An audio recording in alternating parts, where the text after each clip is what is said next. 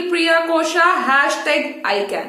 तो आ गए हैं हम क्लास 11th अकाउंट्स का न्यू टॉपिक लेके और आज खत्म करेंगे चैप्टर 2 बेसिक अकाउंटिंग टर्म्स। तो ये है उसका पार्ट 4th। अगर फर्स्ट सेकंड थर्ड की पार्ट की वीडियोस नहीं देखी तो जरूर देखना ताकि आपका जो बेसिक है वो अच्छे से बिल्ड हो।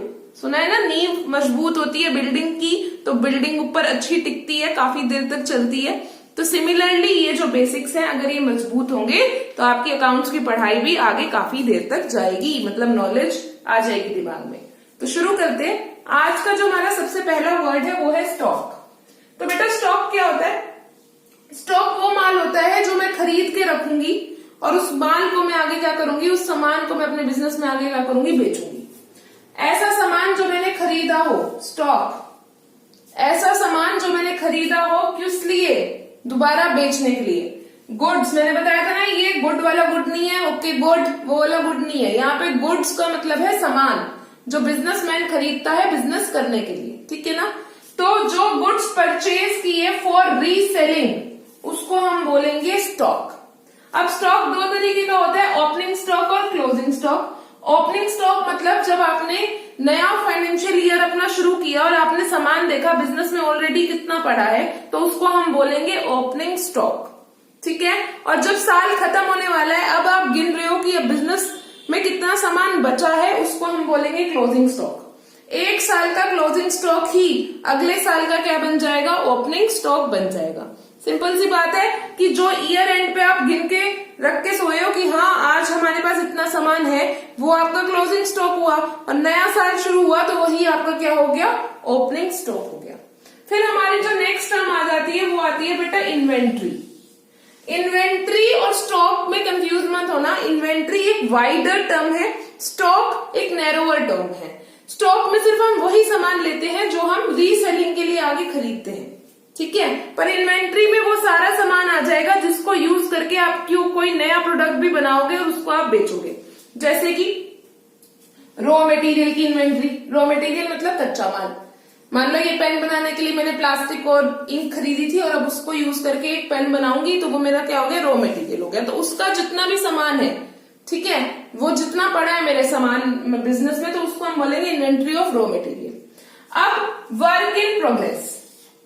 वर्क इन प्रोग्रेस की इन्वेंट्री मतलब एग्जाम्पल ले लेते हैं। फॉर एग्जाम्पल आप कोई मशीनरी बनाते हो, उस मशीनरी में 3 पार्ट्स जुड़ते हैं तब जाके वो मशीनरी बनती है। तो पहले आपको पार्ट ए को पार्ट बी से जोड़ के एक प्रोडक्ट बनाना होता है और फिर वो जाके पार्ट सी से मिलता है। तो यहाँ पे वर्क इन प्रोग्रेस की इन्वेंट्री कौन सी होगी, जो आपने ए और बी को जोड़ के एक नया पार्ट बना लिया ना, वो आपकी हो गई वर्क इन प्रोग्रेस की इन्वेंट्री, ठीक है। रॉ मटेरियल से जोड़ मोड़ के जो भी आप सामान बना रहे हो वो आपका क्या हो गया, वर्क इन प्रोग्रेस। और जब आप उसको सी पार्ट से फाइनली जोड़ के एक पूरा प्रोडक्ट, एक पूरी मशीनरी बना दोगे तो उसको हम बोलेंगे इन्वेंट्री ऑफ फिनिश्ड गुड्स। उसको हम क्या बोलेंगे, इन्वेंट्री ऑफ फिनिश्ड गुड्स। तो वो कितना सामान आपके बिजनेस में अवेलेबल है, ठीक है, कितनी उसकी इन्वेंट्री है इस टाइम पे, उसको हम बोलते हैं फिनिश्ड गुड्स की इन्वेंट्री। और लास्ट में आ गया inventory of stock in trade. तो जो स्टॉक ऊपर पड़ा था वो इसके अंदर भी आ जाता है। जो सामान आपने खरीद के एज इट इज बेचना है उसको हम बोलेंगे inventory of stock in trade, ठीक है। तो कितनी इन्वेंट्री आपके पास ईयर एंड में बची है उसको हम बोलेंगे क्लोजिंग इन्वेंट्री। और वही क्लोजिंग इन्वेंट्री अगले साल की क्या बन जाएगी, ओपनिंग इन्वेंट्री। 2 टर्म्स पढ़ ली हमने, कौन कौन सी, स्टॉक के अंदर भी ओपनिंग स्टॉक और क्लोजिंग स्टॉक, इन्वेंट्री के अंदर भी ओपनिंग इन्वेंट्री, क्लोजिंग इन्वेंट्री। और इन्वेंट्री के कितने टाइप्स हैं टोटल, कितने टाइप्स हैं, 4। कौन कौन से, inventory of raw material, inventory of work in progress, inventory of finished goods, inventory of stock in trade. Next आपका टॉपिक आता है ट्रेड रिसीवेबल्स। बेटा ट्रेड रिसीवेबल्स याद रखना हमारा एक तरीके का एसेट होता है। जो सेल आपने की और वो कैश पे सेल नहीं हुई, आपने कोई सामान बेचा पर वो कैश पे नहीं आपसे सेल हुआ, आपसे कोई उधार ले गया, तो उस उधार से जो जनरेटेड एसेट होगा हमारा उसी को हम बोलेंगे एक तरीके से क्या, ट्रेड रिसीवेबल्स। मतलब ट्रेड तो हो गया है पर अभी हमें पैसे उनसे रिसीव होंगे तो वो हमारे हो गए ट्रेड रिसीवेबल्स। इसमें 2 तरीके के हमारे बनते हैं एसेट्स, एक बनता है हमारा डेटर्स, एक बनता है हमारा बिल रिसीवेबल्स, ठीक है। डेटर्स क्या होते हैं, ऐसे व्यक्ति जिन्होंने हमसे उधार पे सामान खरीदा है, हमने सेल की है जिनको उधार पे। और बिल रिसीवेबल एक इंस्ट्रूमेंट होता है ऐसे ही क्रेडिट सेल को दर्शाने के लिए, ठीक है। ये एक इंस्ट्रूमेंट होता है क्रेडिट सेल को दर्शाने के लिए, जो कौन ड्रॉ करेगा? अगर मैंने सेल की है, ठीक है, तो मैं वो ड्रॉ करके दूंगी आपको कि हाँ कि आपने मुझसे 15,000 रुपए का उधार पे सामान खरीदा है, या आपको मुझे 15,000 रुपए इस आने वाली डेट पे देने हैं। मैंने ड्रॉ किया ना, मैंने काटा बिल रिसीवेबल, तो वो मेरे लिए क्या बनेगा? बिल रिसीवेबल बनेगा। और जिसको मिलेगा उसके लिए वही क्या हो जाएगा? बिल्स पेएबल हो जाएगा। ठीक है, समझ आ गया? तो उसके लिए वो लाइबिलिटी हो जाएगी और मेरे लिए वो क्या हो जाएगा? एसेट। अब एसेट और लाइबिलिटी अगर नहीं पता क्या होता है तो फटाफट वीडियो देख लो जाके, अभी समझाया है पार्ट में, ठीक है, इस चैप्टर के। अब नेक्स्ट पढ़ते हैं। हमारी टर्म है ट्रेड पेबल्स। ट्रेड रिसीवेबल्स कब बन रहे थे? जब हम सेल कर रहे थे क्रेडिट पे, वो हमारा एसेट बन रहा था। अब परचेज भी तो करेंगे ना क्रेडिट पे, उधार पे परचेज भी तो करेंगे। तो जब उधार पे परचेज करेंगे तो बनेगा ट्रेड पेबल्स। तब क्या बनेगा? Trade payables. It is payable on the amount of credit purchases made. ये कब बनता है? जब हमें क्रेडिट परचेजेस हम करते हैं तो हमारे ट्रेड पेबल्स बन जाते हैं, जैसे कि क्रेडिटर्स और बिल्स पेबल्स। क्रेडिटर्स और बिल्स पेबल्स। क्रेडिटर्स वो होते हैं जिन्हें हमें उधार वापस करना होता है, जिन्हें हम पैसा पे करेंगे। और बिल्स पेएबल भी एक ऐसा ही इंस्ट्रूमेंट होता है जिसे हमें पे करना होता है। तो ये दोनों चीजें हमारी क्या होती है बेटा? लाइबिलिटी होती है। याद रखना कि ये दोनों चीजें लाइबिलिटी होती हैं और ट्रेड रिसीवेबल्स एसेट होते हैं। अगला हमारा टॉपिक आ गया डिस्काउंट। डिस्काउंट क्या होता है? जब हम प्राइस कम करते हैं अपने सामान का तो उसको हम कहते हैं डिस्काउंट। अब डिस्काउंट आगे आपका हो गया दो तरीके का, एक हो गया ट्रेड डिस्काउंट, एक हो गया कैश डिस्काउंट। ट्रेड डिस्काउंट हम कैटलॉग प्राइसेस पे या फिर जो हमारा प्राइस होता है जिसपे हमें सामान बेचना होता है उस पे प्रोवाइड करते हैं। तो ट्रेड डिस्काउंट का आपको ये याद रखना है कि इसको आप कभी भी बुक्स में रिकॉर्ड ही नहीं करते। ट्रेड डिस्काउंट को हम हमारी बुक्स में, बुक्स मतलब जो अकाउंटिंग की बुक्स है उसके अंदर रिकॉर्ड नहीं करेंगे, जर्नल वगैरह के अंदर उसको हम रिकॉर्ड नहीं करेंगे। और दूसरा कौन सा डिस्काउंट होता है? Cash discount. कैश डिस्काउंट क्यों देते हैं? जब कोई प्रॉम्प्ट पेमेंट कर देता है, मतलब कैश में बहुत सारा पैसा आपको दे देता है, आपसे उधार नहीं लेता, ठीक है, आपके ट्रेड रिसीवेबल्स नहीं बनाता, तो उसको हम क्या कर देते हैं? कैश डिस्काउंट दे देते हैं और इसको हम बुक्स में रिकॉर्ड करते हैं। ट्रेड डिस्काउंट को बुक्स में रिकॉर्ड नहीं करते।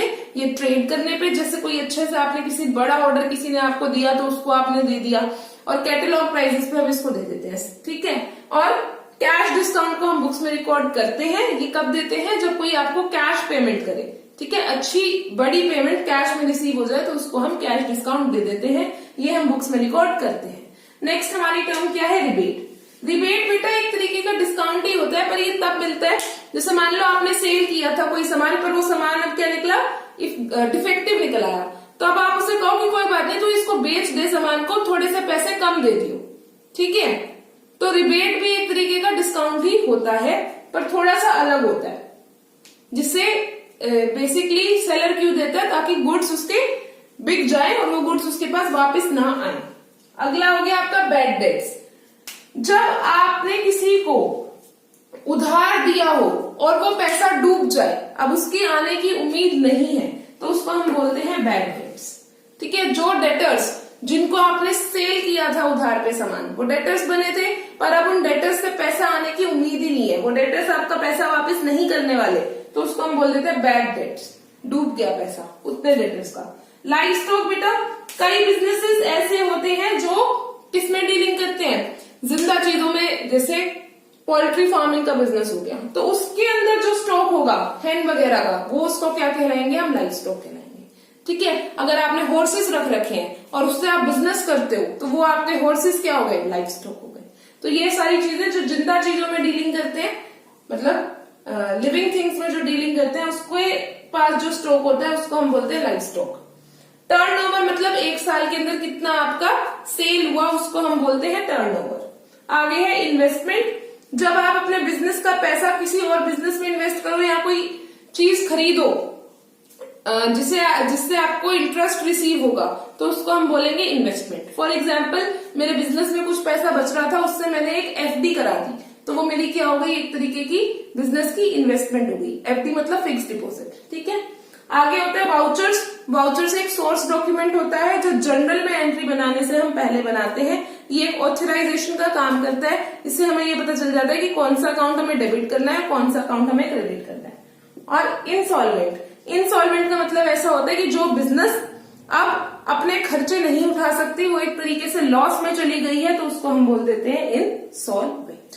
तो ये सारी बिजनेस की बेसिक टर्म्स, अकाउंटिंग की बेसिक टर्म्स हमने रिवाइज कर ली है, आपके साथ हमने कर ली है। एक बार टॉपिक्स कवर, टोटल 4 पार्ट्स में ये चैप्टर कवर हो गया है। इन 4 पार्ट्स को अच्छे से देखें, एक बार गो थ्रू करें और फिर बुक खोल के एक बार इनको रीडिंग भी कर लें, ताकि आपको किसी भी टर्म का मतलब कंफ्यूज ना करे। जैसे गुड्स का मतलब कंफ्यूज कर जाता है कई बार, बच्चों को लगता है ये तो गुड वाला गुड है जो मैम गुड हमें दे देती थी बचपन में, पर ये वो वाला गुड नहीं है, ये गुड्स है मतलब सामान। तो इन सबको एक बार अच्छे से गो थ्रू करें, पढ़ते रहें और खूब मेहनत करें। Bye bye everyone, see you in the next video.